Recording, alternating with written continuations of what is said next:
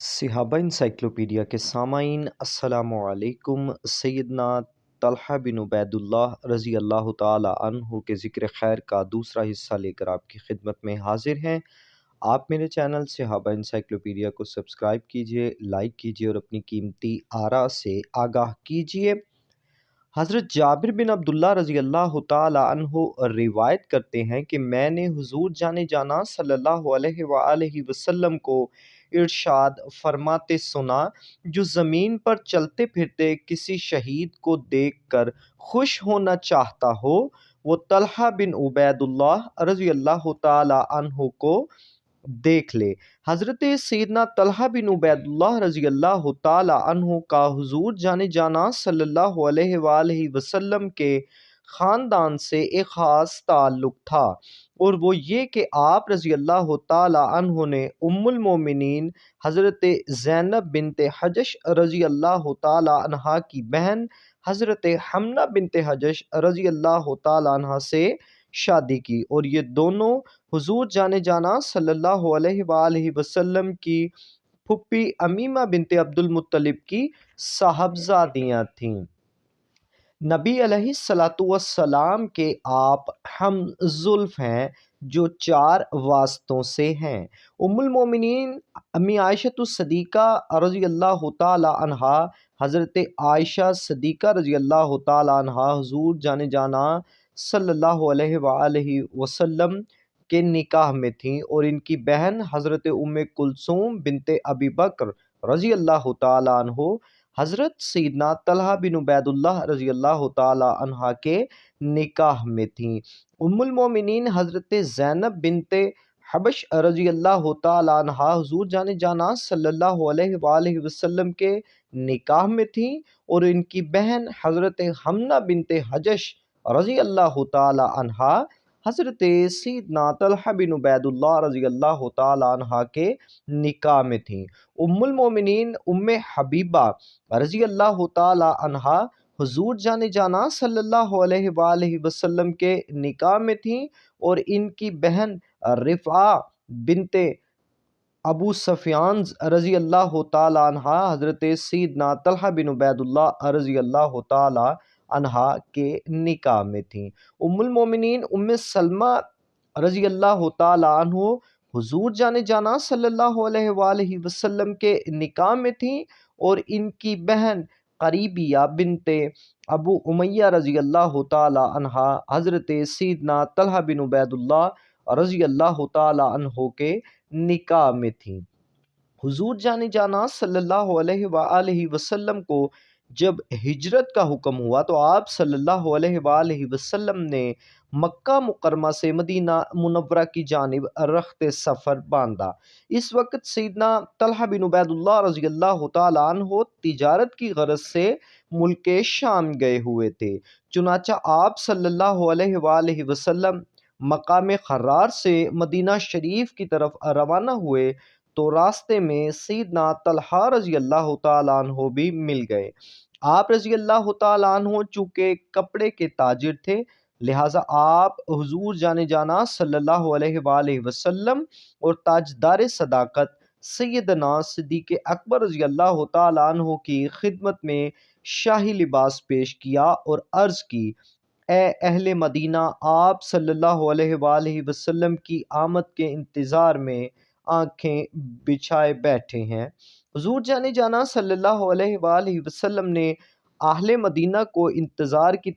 تکلیف سے بچانے کے لیے اپنا سفر تیز کر دیا۔ سیدنا طلحہ رضی اللہ تعالی عنہ مکہ کی جانب واپس چل پڑے۔ مکہ مکرمہ پہنچ کر آپ رضی اللہ تعالی عنہ نے ضروری کاموں سے فراغت حاصل کی، اور حضور جانا صلی اللہ علیہ وآلہ وسلم نے کہ اس غلام نے تاجدار صداقت سیدنا صدیق اکبر رضی اللہ تعالی عنہ کے اہل خانہ کو ساتھ لیا، اور مدینہ منورہ میں حضور جانا صلی اللہ علیہ وآلہ وسلم کی بارگاہ میں جا پہنچے۔ حضرت سیدنا طلحہ اور حضرت سیدنا زبیر رضی اللہ تعالی عنہ نے جب اسلام قبول کیا تو اپنے بھی بیگانے ہو گئے۔ حضور جان کائنات صلی اللہ علیہ وآلہ وسلم نے تجارت سے پہلے مکہ مکرمہ میں ان دونوں کو بھائی بھائی بنایا تھا، جسے مواخات کے نام سے یاد کیا جاتا ہے۔ اور ہجرت کے بعد مدینہ منورہ میں حضور جانے جانا صلی اللہ علیہ وآلہ وسلم نے حضرت سیدنا طلحہ بن عبید اللہ اور سیدنا ابو ایوب انصاری رضی اللہ تعالی عنہ کے درمیان مواخات قائم فرمائی۔ سیدنا طلحہ بن عبید اللہ رضی اللہ تعالی عنہ کا شمار ان جانثاران صحابہ اکرام علیہم الرضوان میں ہوتا ہے جنہوں نے اپنا تن من دھن سب کچھ راہ خدا میں قربان کرنے کا عہد کر رکھا تھا۔ یہ لوگ ہر لمحہ اس بات کے منتظر رہتے تھے کہ کب کوئی نیا حکم آئے اور اس پر عمل پیرا ہونے میں سبقت لے جائیں۔ یہی وجہ ہے کہ حق و باطل کے درمیان ہونے والے معرکے پہلے میں یعنی غزوہ بدر میں حضرت سیدنا طلحہ بن عبید اللہ رضی اللہ تعالی عنہ شریک نہ ہو سکے، کیونکہ آپ رضی اللہ تعالی عنہ نبی علیہ الصلاۃ والسلام کا حکم بجا لانے میں مصروف تھے۔ یہی وجہ ہے کہ آپ صلی اللہ علیہ وآلہ وسلم نے غزوہ کے ختم ہونے کے بعد نہ صرف حضرت طلحہ بن عبید اللہ رضی اللہ تعالی عنہ کو مال غنیمت میں سے حصہ عطا فرمایا بلکہ اجر و ثواب کی نوید بھی سنائی۔ چنانچہ کتب سیر میں یہ لکھا ہے کہ حضور جانے جانا صلی اللہ علیہ وآلہ وسلم کو یہ بات معلوم تھی اہل مکہ کا ایک قافلہ تجارت کی غرض سے ملک شام گیا ہوا ہے۔ جب اس کی واپسی کا وقت قریب آیا تو آپ صلی اللہ علیہ وآلہ وسلم نے 10 دن قبل سیدنا طلحہ اور سیدنا سعید بن زید رضی اللہ تعالی عنہ کو جاسوسی کے لیے روانہ فرما دیا تھا۔ ایک روایت میں اس طرح ہے کہ سیدنا طلحہ بن عبید اللہ رضی اللہ تعالی عنہ نے بارگاہ نبوت میں حاضر ہو کر عرض کی، کیا انہیں غزوہ بدر میں حصہ ملے گا مال غنیمت کی صورت میں؟ تو نبی علیہ الصلاۃ والسلام نے کمال شفقت فرماتے ہوئے ارشاد فرمایا، ہاں تمہیں ضرور ملے گا۔ اور جب آپ رضی اللہ تعالی عنہ نے اصحاب بدر کو ملنے والے اجر و ثواب کے بارے میں عرض کی، کیا میرا کیا اجر ہوگا اس میں؟ تو آپ صلی اللہ علیہ وآلہ وسلم نے فرمایا، تمہیں اجر ملے گا۔ آپ کی شجاعت اور بہادری کے بارے میں بات کی جائے تو سیدنا طلحہ بن عبید اللہ رضی اللہ تعالی عنہ غزوہ بدر میں چونکہ بہادری کے جوہر نہ دکھا سکے، لہٰذا جب غزوہ احد کے لیے میدان سجا تو آپ اس میں ایسے شاہ سوار بن کر سامنے آئے کہ ہر کوئی دیکھتا رہ گیا۔ چنانچہ ام المومنین صدیقہ بنت صدیق حضرت امی عائشہ الصدیقہ رضی اللہ تعالی عنہا فرماتی ہیں، جب تاجدار صداقت سیدنا صدیق اکبر رضی اللہ تعالی عنہ کو احد کی یاد ستاتی تو آپ رونے لگتے اور فرماتے، یہ دن تو تھا ہی سیدنا طلحہ بن عبید اللہ رضی اللہ تعالی عنہ کا۔ فرماتے ہیں، جب میں افراتفری کے عالم میں حضور جانے جانا صلی اللہ علیہ وآلہ وسلم کی طرف متوجہ ہوا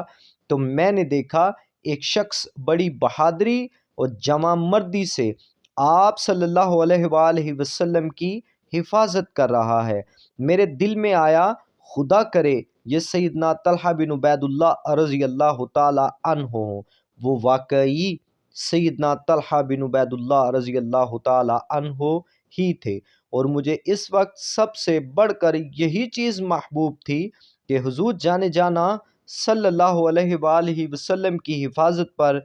اس وقت جمع مردی سے جان نچھاور کرنے والا میری قوم کا فرد ہو۔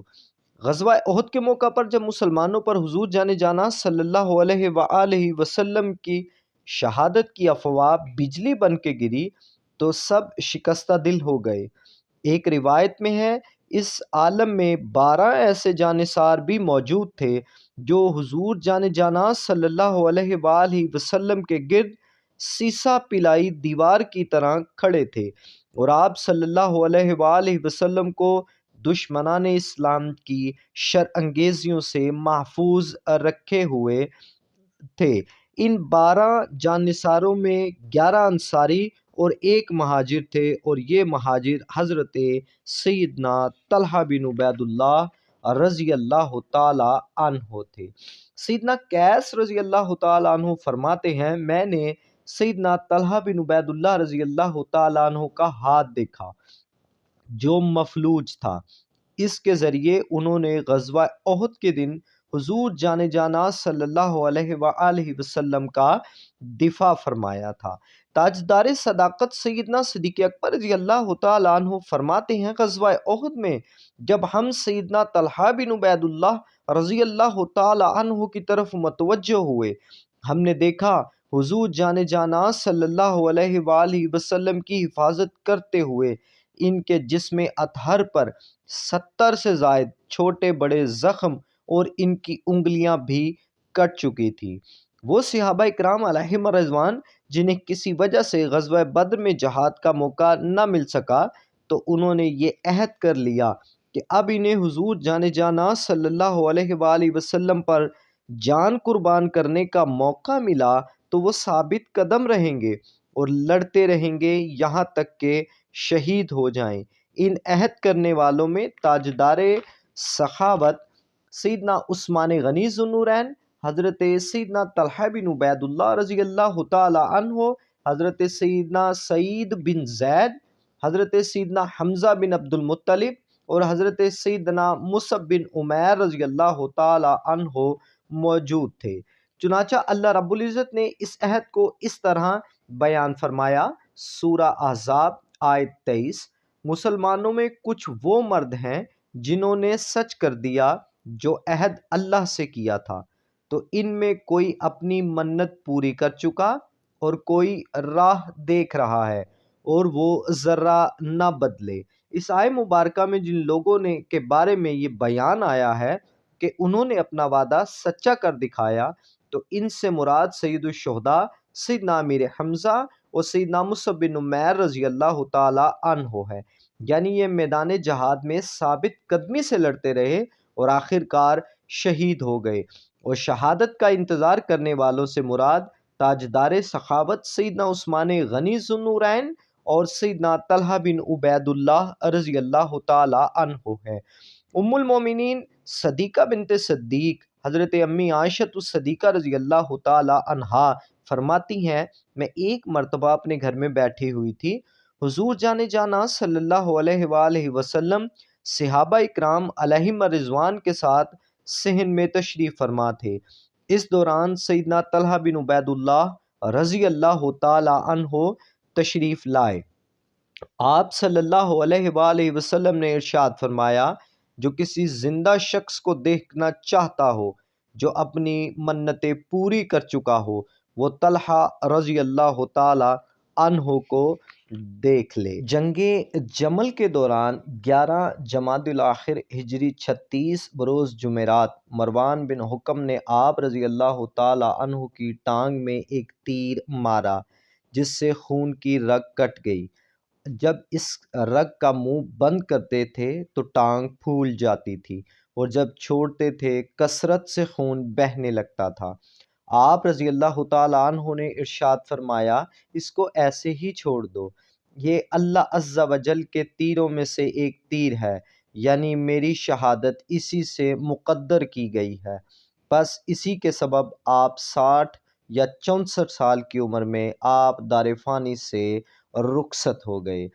تاجدار شجاعت سید علی المرتضیٰ کرم اللہ تعالی وجہ الکریم کو جب سیدنا طلحہ بن عبید اللہ رضی اللہ تعالی عنہ کی شہادت کی خبر ملی تو فوراً آپ کرم اللہ تعالی وجہ الکریم جسد خاکی کے پاس تشریف لائے، سواری سے اترے، سیدنا طلحہ بن عبید اللہ رضی اللہ تعالی عنہ کے پاس بیٹھ گئے اور آپ رضی اللہ تعالی عنہ کے نورانی چہرے اور داڑھی مبارک سے گرد و غبار صاف کرتے رہے۔ انتہائی درد بھرے انداز میں فرمایا کاش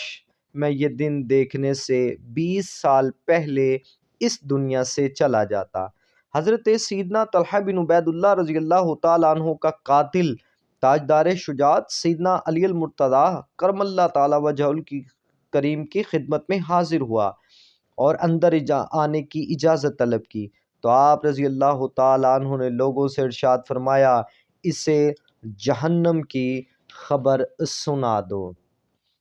محدثین اور تذکرہ نگاروں نے لکھا ہے کہ شہادت کے بعد آپ رضی اللہ تعالیٰ عنہ کو بصرہ کے قریب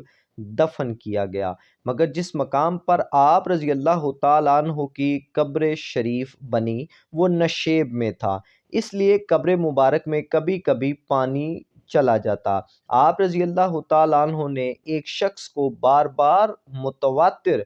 خواب میں آ کر قبر بدلنے کا حکم دیا، چنانچہ اس شخص نے عبداللہ بن عباس رضی اللہ تعالیٰ عنہ سے اپنا خواب بیان کیا تو آپ رضی اللہ تعالیٰ عنہ نے 10,000 درہم میں ایک صحابی کا مکان خرید کر اس میں قبر کھودی اور سیدنا طلحہ بن عبید اللہ رضی اللہ تعالیٰ عنہ کے مقدس جسد کو اپنی پرانی قبر سے نکال کر دوسری قبر میں تدفین کیا گیا۔ کافی مدت گزر جانے کے باوجود آپ رضی اللہ تعالی عنہ کا جسم مقدس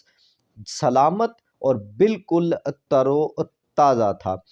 صحابہ انسائکلوپیڈیا کے سامعین، سیدنا طلحہ بن عبید اللہ رضی اللہ تعالی عنہ کے ذکر خیر کا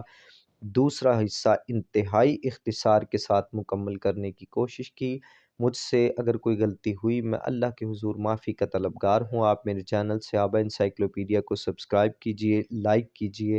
اور اپنی قیمتی آراء سے آگاہ کیجئے۔ السلام علیکم ورحمۃ اللہ وبرکاتہ۔